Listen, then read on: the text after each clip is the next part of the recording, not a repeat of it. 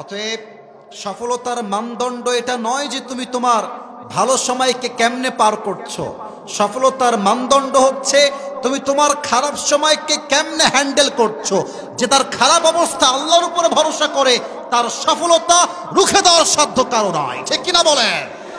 জীবনে আপনি যত ভেবেই সিদ্ধান্ত নেন না কেন, যত চিন্তা করেই সিদ্ধান্ত নেন না কেন, আপনি একদিন গিয়ে বুঝবেন হয়তো বা আমার সিদ্ধান্ত নেওয়াটা ভুল হয়েছিল। একটা সময় গিয়ে এটা ফিল হবে। হতে পারে এটা আপনার বিয়ের ক্ষেত্রে, বইয়ের ক্ষেত্রে, ব্যবসার ক্ষেত্রে, চাকরির ক্ষেত্রে। আপনার একটা সময় গিয়ে মনে হবে যে হয়তো সিদ্ধান্তটা আমার ভুল ছিল। এর মানে এটা নয় যে আপনি ভিন্ন সিদ্ধান্ত নিলে আফসোস করতেন না। It is not like that.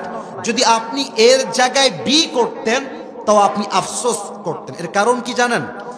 মানুষের স্বভাব কিংবা চরিত্র হচ্ছে এরকম, মানুষ যা আছে, আই রিপিট এগেন, আমি আবার বলছি, মানুষের যা আছে মানুষ তা দেখতে চায় না।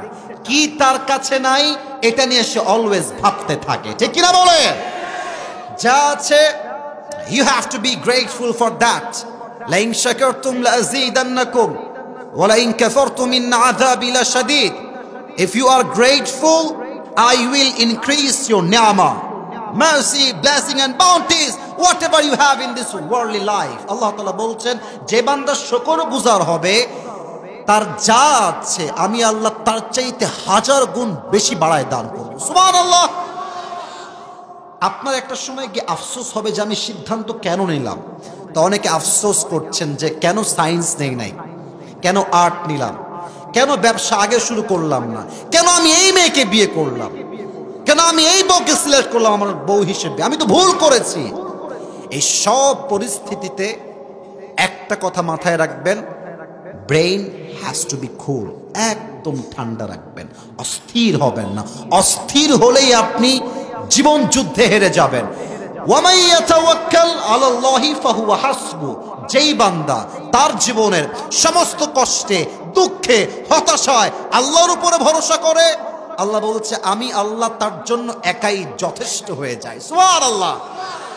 সেদিন আমি একজন বড় ব্যক্তিত্ব পাকিস্তানের, তার একটা বক্তব্য শুনছিলাম।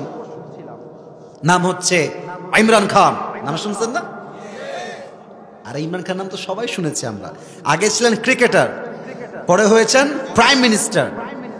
আপনি বোঝেন তার শক্তি কত বেশি, তার স্বপ্ন কত বড়।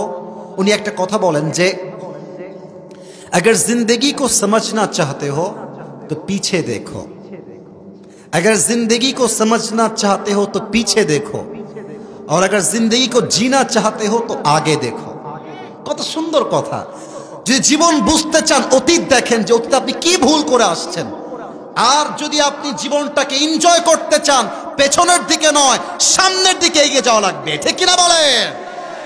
আর একটা ছোট্ট কথা বলেই শেষ করছি। ইমরান খান থেকে নেওয়ার কথা এটা। উনি বলেন कामयाब वो नहीं होता जो बहुत बड़ा एजुकेटेड पर्सन है, कामयाब वो नहीं होता जिसके पास बहुत सारा पैसा है, कामयाब वो नहीं होता जिसके पास बहुत बड़ा घर है, कामयाब वो इंसान होता है जिसके अंदर बहुत बड़ा सोच और बहुत बड़ा ख्वाब होता है।